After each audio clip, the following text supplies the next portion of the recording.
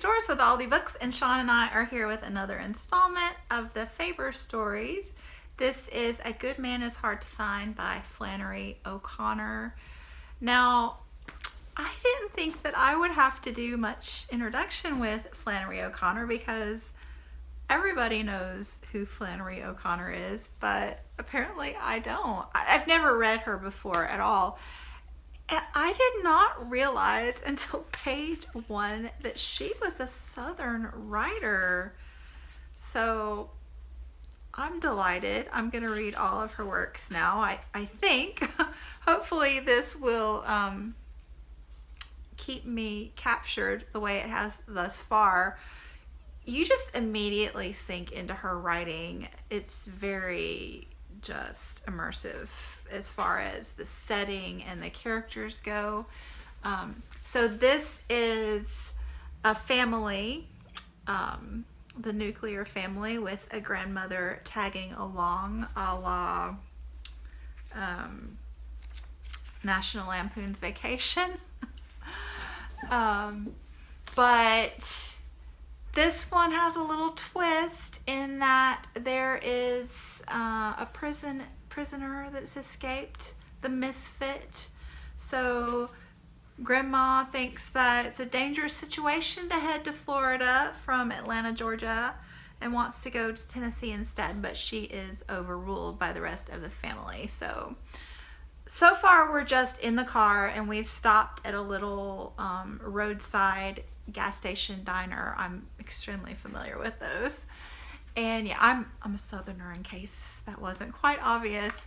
So just the two quick things that I want to mention, because like I said, not much has happened. We're just painting this picture. But the grandmother is just a character. She is a card. And the two little kids, it's like the parents, and well, there's a baby too, but it's like the parents and the baby are just kind of there because they have to be, but the story revolves around the grandmother and the two kids. And the little girl, was her name June Star, I think? I love their little double Southern names. The boy is John Wesley and the girl is June Star, yes. She is just sassy, and Grandma will just say anything, and I could totally see June Star being Grandma when she gets to be that age. And the other thing is, it doesn't, no holds barred, it jumps right into the Southern casual everyday racism of the era. This is the 1950s. And so I'm really curious about that. As I said, this is my very first ever Flannery O'Connor. So I want to know if she is just jumping into the racism to paint that picture, or if she will have a commentary on it. So fingers crossed for the commentary. But yeah, Shawn, what do you think so far? So far, so good for me. Hey, Doris. Well, this is starting out really interesting, isn't it? I have read the first 12 pages now, and I read this story 20 years ago, 25 years ago. I had, or still have in a box in Canada, the collected works of Flannery O'Connor. Don't think I read many of them. And I did read this one, I'm pretty sure, and I just remember I didn't like it that much. I don't know why, other than Flannery O'Connor, like many Southern writers, is pretty gothic. I'm not a big fan of the gothic, but I'm spellbound by the first 12 pages here. Like you, I love the characters that are foregrounded, the two grandkids and the grandma. The grandma is a hoot. She's so prim and old-fashioned and set in her ways, but also there's a bit of whimsy underneath. The parents are kind of indistinct, and that maybe fits for where we are at in the story. And we're at this side of the road thing with a monkey, and the owner's under the truck. I thought at first he was dead or something. It was weird.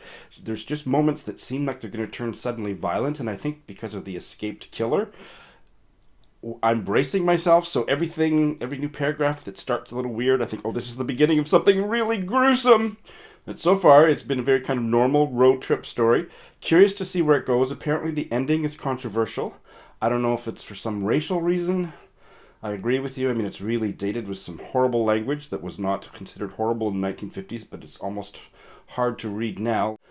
Lots of use of the N-word. And I hope, but I'm not really holding out. I don't know how enlightened Flannery O'Connor was. For a woman living in the middle of the 20th century in Georgia, I'm sure she was relatively enlightened compared to her compatriots, but I'm not expecting anything particularly woke in this story about race, but who knows? Let's finish it up. So far, it's great. Hey Shawn, I woke up this morning with a Voxer message from you asking about a passage in this book. So they turned onto the dirt road and the car raced roughly along in a swirl of pink dust. The pink dust, let me explain. So this book is set in Georgia, right? I am very familiar with Georgia. I'm not from Georgia, but I am from the tri-state, so North Florida, Georgia, and Alabama.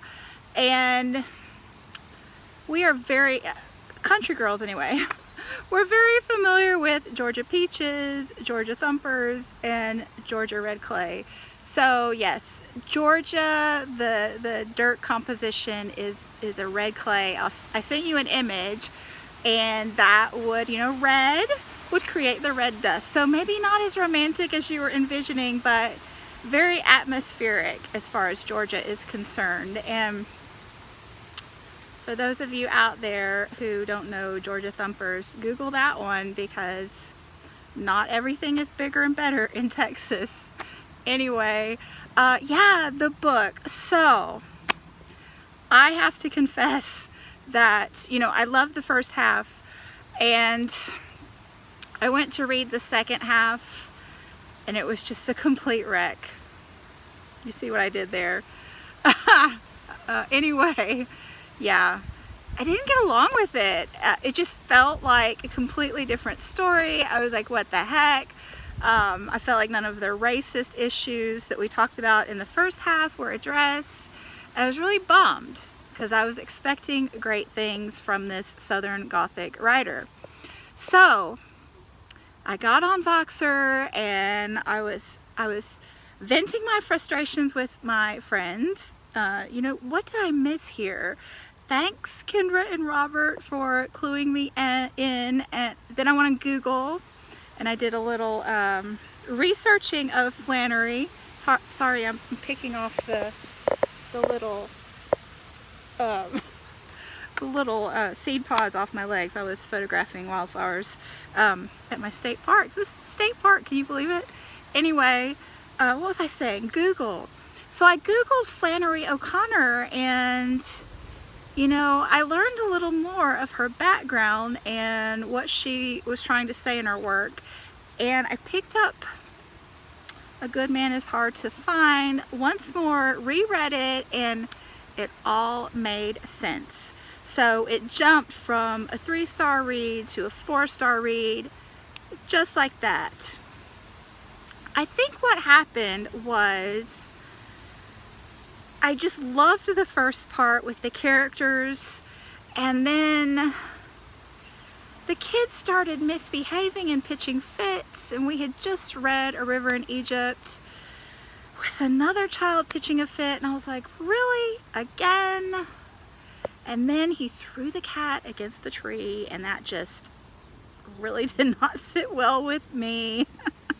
So I wasn't in the right mindset. I don't think I was using the right filter when I read it. So when I reread it, knowing a little more about Flannery O'Connor and, being a little more relaxed about the story since I'd already read it the first time, it really just all clicked into place. And I get what she was saying, even with the racism. It's just that, like I said before, casual racism, and I don't mean that in any sense that it's okay at all. It's just this prevalent attitude in the South that I'm a good person and I don't have to question my intentions and behaviors because I'm living out this life that I'm conditioned to live, and it's the right thing to do. But it's not. So anyway, if you read it, I think you'll all, if you just, it just takes a little more research and a little more thought and a little more settling into the story. Luckily, that's the beauty of short stories, is they're short, so you can read them 2 or 3 times and get all the meaning out of it and really understand it. But yeah, so then I was actually chatting with Charlotte from Tired Mama Tries to Read, and Joe Smith. We've been reading War and Peace together online. And that book, I've had similar issues with that. It just hasn't worked for me, and now all of a sudden it does. So 600 pages in, however, so no rereads going on here in the near future.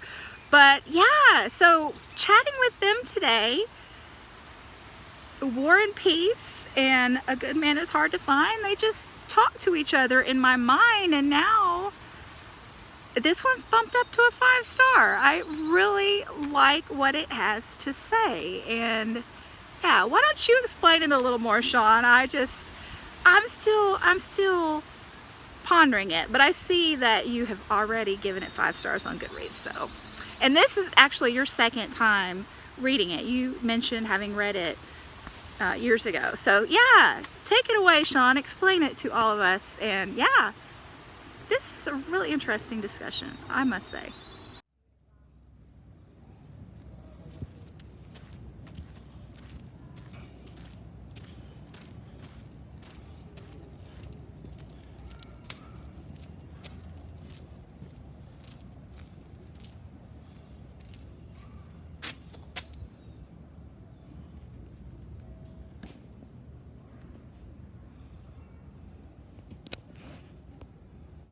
Hey Doris, well I've been thinking, maybe not quite as deeply as this guy, but I've been thinking about the story since I finished it a couple days ago, and I've delayed getting back to you because I'm kind of rendered mute by how powerful this story was.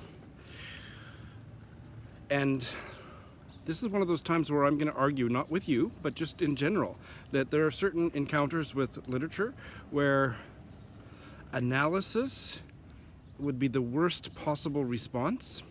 And maybe that's a cop-out, and maybe I would have more to say later, and maybe I will actually say a couple analytical comments, but this is a perfect short story. And it's just throbbing with a poetic sense of everything that's in it is so bloody important, and the violence and the mysterious stuff that I can't explain, it's all freaking perfect. And I love when that happens to me with certain works of literature. I kind of feel like celebrating that sense of pregnant muteness that I'm feeling about this story. I will say that, yes, the casual racism was can't be set aside, and the villains in the piece were not black. So all this racial othering, but it's the white men that were the bastards. There's a whole bunch of stuff about religion in here, and I'm not a religious person, but it just was perfect. I don't want to analyze it. I found online people doing Catholic Thomist analyses of the story and the ending. That's fine. People can do what they want. But I don't have any questions about this. I listened to Flannery O'Connor read it. It's on YouTube. I sent you the link. Let's put the link in the show notes so people can experience. The audio quality is not wonderful, but it's Flannery O'Connor reading the story herself. So that's a treat. Yeah, I don't remember why I didn't like it when I was in my 20s, but probably the violence was too much for me. And now I think it was just perfection. So that's what I have to say, and we should have asked him. He'd probably have more to say.